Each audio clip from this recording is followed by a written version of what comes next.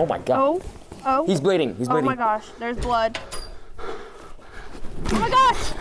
Oh my gosh. Oh. Oh my God.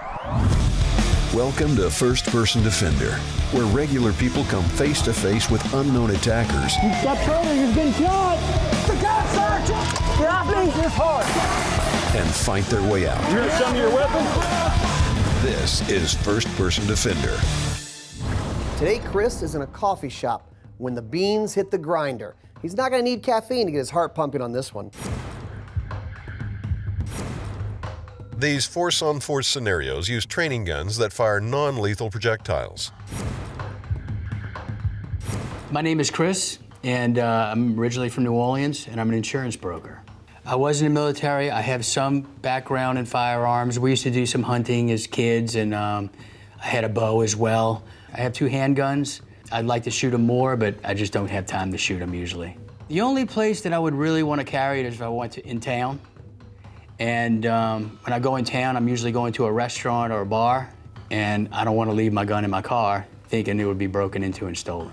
Chris is a very interesting guy. He's got a diverse background. He's definitely interested in what we do at First Person Defender, but he doesn't carry a gun. Chris has been doing martial arts since he was a young man. He's a black belt in Brazilian Jiu-Jitsu, and I'm sure there's other things that he's done besides the time he spent in the Coast Guard. Chris does have a plan though. Chris already admits he's well aware of fight or flight. His first plan of attack is to disengage, to flee. That's his thing, and that is the best plan of attack. But what do you do when you're faced with a gun or a knife, or you're with somebody that you absolutely have to protect? Whether or not I would fight or run, I would have to assess the situation at that time. I'd look at my surroundings. I would just have to take a break and see what's going on. Typically on FPD, people that come here carry guns every day, and they're used to it. Chris doesn't carry a gun, so we're not gonna give him a gun. We've got an innocuous little scenario set up for a coffee shop where Chris is gonna be with a lady friend. He's gonna be with her, sitting in some chairs when trouble is gonna happen, and we're gonna find out, will he fight or will he flee?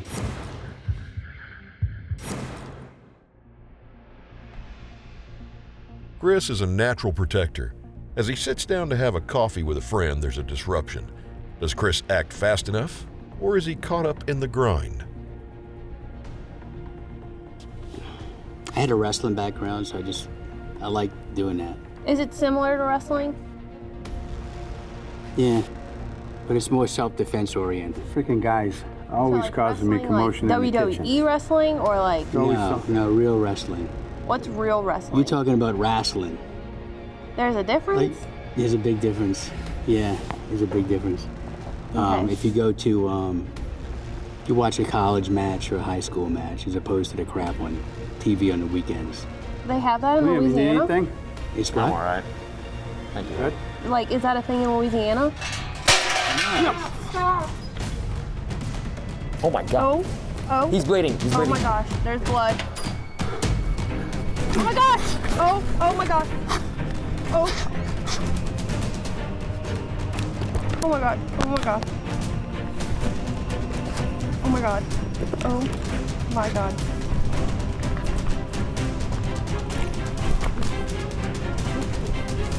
Oh my God, he's bleeding, he's bleeding.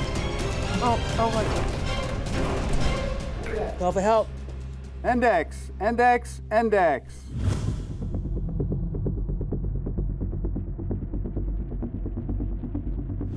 What happened? I didn't even realize, I thought he was punching him at first. So then when I saw the knife, that's when I jumped and I tried to trap the arm, but he dropped it. So I just was trying to hold him till help came. So initially you thought he was punching him. You jumped on him eventually when you noticed it was a knife. You didn't see the blood. Did you see the blood on either one of them? I saw it after I got there. Mm-hmm. All right, so I watched it real close and I talked to the bad guy. What he did was he came in with that knife and he was initially stabbing with his left hand, so then when he rolled over, it was actually when he was behind you, he was I didn't know if he was tapping me. At first, I didn't even know it was a knife. I thought he was just hitting him like that. And then when I saw blood, I think that's when I reacted. Yeah. But I'm not A positive. lot of people say when they got stabbed, they thought they were just getting punched. A lot of people that saw somebody getting stabbed thought that somebody was just getting punched. So you're not wrong in your assessment. Good time for a gun, though. Oh, yeah, good time for a gun. What could you do if there was a gun? No, I'm talking about What could you do if you had a gun? If he had a gun? No, if you had one. I could tell him to get off, or I'm gonna shoot. Would you tell him to get off? Maybe, I don't know. How do you know who was the aggressor, who was the good guy or the bad guy here? I mean, I'm assuming the guy that's a good question. I'm not sure. I know, even I don't know at this point. I don't know because Kevin either. did such a good job at being a bad guy. Is he a good bad guy? Maybe I should have or not? just yelled, get off, get off. All right, so let's do some training. We'll talk about what to do from the seated position, maybe standing or changing angles. We'll get us a gun out here and we'll practice a little bit because I know this isn't something that you've done. You haven't worked with guns and done force-on-force training. Correct. All right, so I think there's a lot to do. Yes, sir. Awesome. If you want to survive a real-world experience like you see on First Person Defender, you need training. And we provide classes and training at Range Ready Studios. We have pistol classes, rifle classes, advanced concealed carry, and even First Person Defender experiences where you get to run through many scenarios like you see on this show. Go to rangereadystudios.com to sign up now.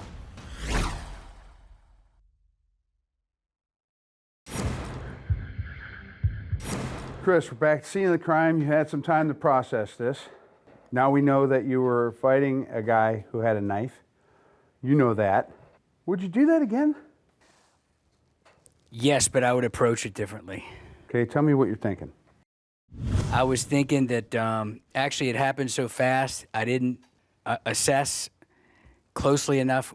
My mistake is You went for the right I arm. picked the wrong arm. Yeah, you went for the right arm and he had it in his left hand. Yeah. If you don't know which guy is the good guy and which guy is the bad guy, do you still get involved? That's a very difficult. So what can we do? What can we do to ascertain? I could have stepped back and tried to ask the guy, hey, get off. I guess that's all I can do and see how he reacts. How about getting Hannah? She's sitting here in the chair, in your chair right now, getting her out the door, telling her, hey, get outside, call 911, let them know what's going on. That's a good idea. I mean, it's a great idea, but hindsight's 20/20. It's easy. Right. So what if you had a gun? How would that change things? I think it would have changed a lot if I would have had a gun. Yeah, what do you think you'd have done? I would have pointed the gun at him, demanded him get off of the person or stop stabbing. What if you didn't?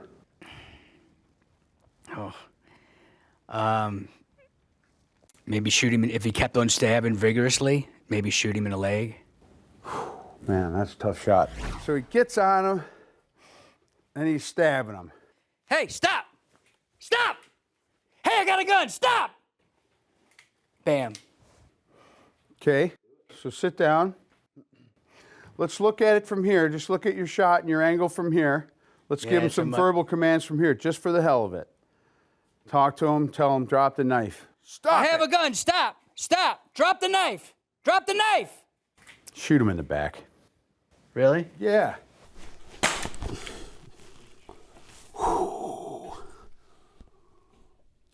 Does it hurt that bad? Oh, I'm paralyzed for good. Yeah, you got it right on the spine, huh? Yep. What I like about that shot is this. It's going that way, it's a clean backstop.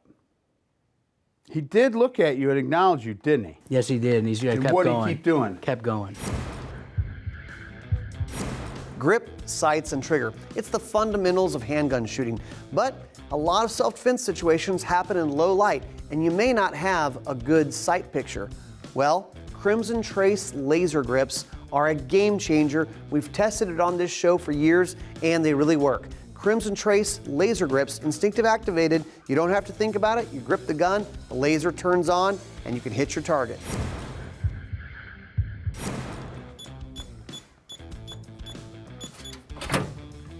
Secure it. They make a bunch of different gun safes in different sizes so you can keep your guns locked up, but also maintaining quick access when you need them most in your home. Another cool part about this is decentralized storage. You can actually put a few different ones in different places around your house so you're always ready.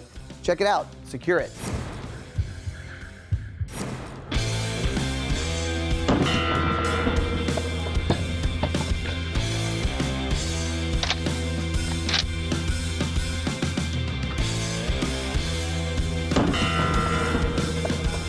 There are two things that are highly favored by gun enthusiasts: the .45 ACP and the 1911.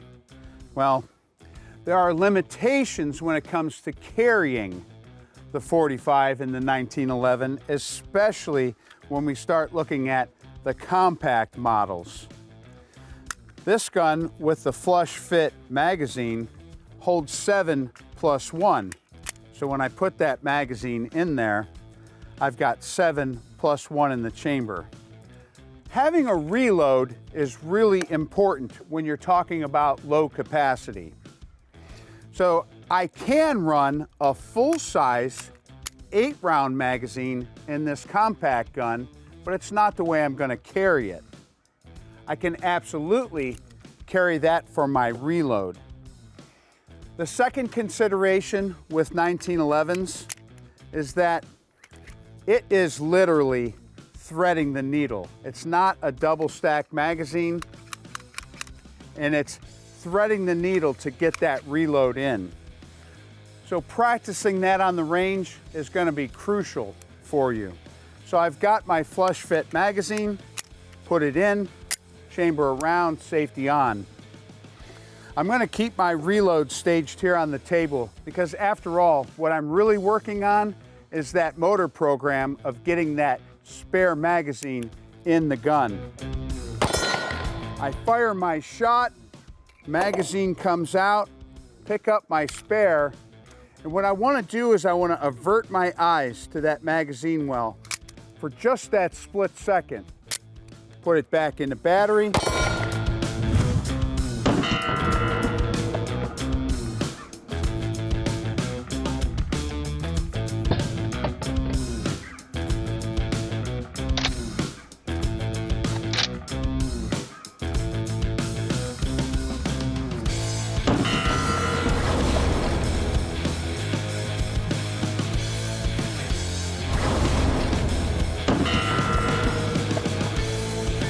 From here, safety on, I can ground my gun if I'm working at an indoor range.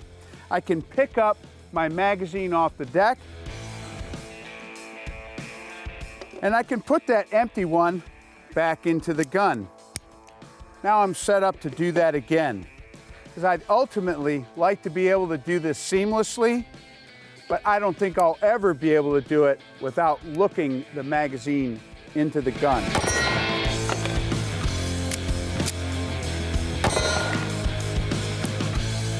From there, I can start worrying about training, maybe carrying that spare magazine in my pocket, orienting it so that it comes out of my pocket the way I would want that reload to come out.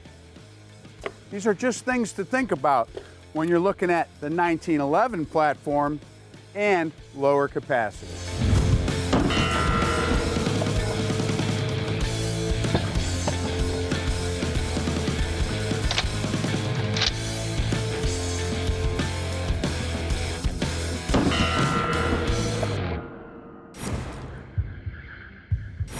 Ruger has a heritage of single-action revolvers. They came out with the Wrangler last year. Now they have the Super Wrangler, chambered in .22 Magnum, 5.5-inch barrel on this, and it actually comes in several Cerakote colors, of course this one being black, but really fun gun, single actions. If you don't have one, you gotta pick one up, and actually, they're pretty affordable. The Ruger Super Wrangler. First Person Defender brought to you by Springfield Armory,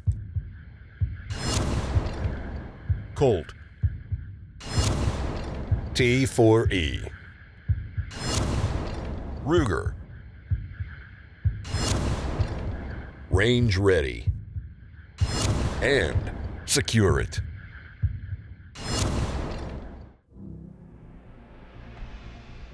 Back sipping on a cup of coffee, Chris is thrust into action. Is he able to make all the right decisions? Or is his time at the coffee shop expired? That's a good point. Yeah, that's a good point. Yeah. But if you had to go back to school, what did you get? Like, what would you get What would a I do degree if I in? had to do it over again? Uh-huh. Oh my gosh, there's blood. Oh my gosh. Oh my god. Oh my god. Oh my god. I'm done. I quit. I stopped. I stopped. You kidding me? Oh, Are you kidding me? Hey, You freeze, kidding me? freeze! Put the gun down! Put the knife down! Stop!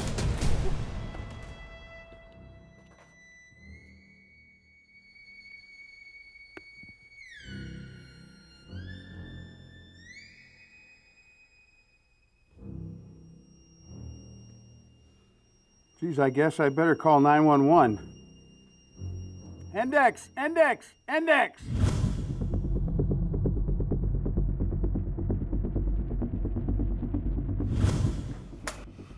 Okay, Chris, what happened? He came in. It looked like he was going to try to start stabbing him again. He wasn't stopping, so I shot. You know who you shot? No, I don't. Yeah. What happened was, the guy that came out here and was stabbed, he was trying to rob this place. And that dude that you shot in the head, he wrestled a knife away from him. He was cut up a little bit. Yeah. And that's why he was just like, I can't believe this is happening. And he was just about to call 911 when you shot him in the head. How do you feel about all this? Horrible. I saw you thinking. But it's a great learning experience. Yeah, what did you do with the girl? Where did Hannah go? Did you tell her to get out? No, I don't know where she went. So you didn't control her? I was just got focused. target focused on these guys. I was, yes. So I talked to Kevin. Yeah. Kevin says he didn't hear any verbal commands. He said he might have heard, hey, what are you doing? I would say your verbal commands could have been a little more forceful and loud.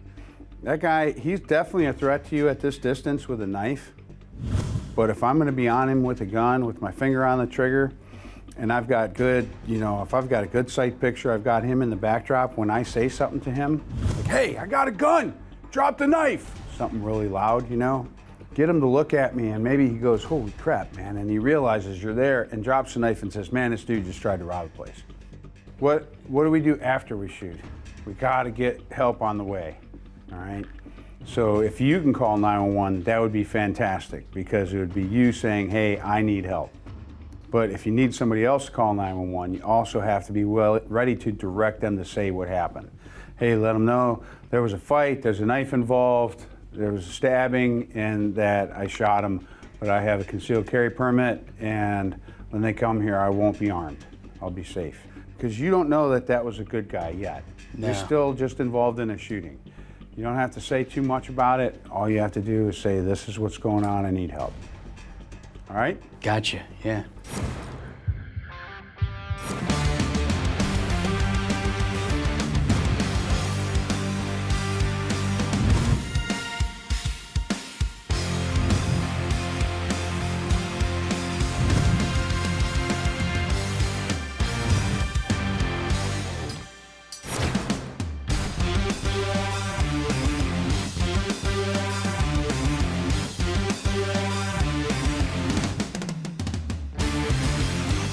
To see all of Gun Talk's content, go to guntalk.com, guntalktv.com, or sign up for the Gun Talk newsletter.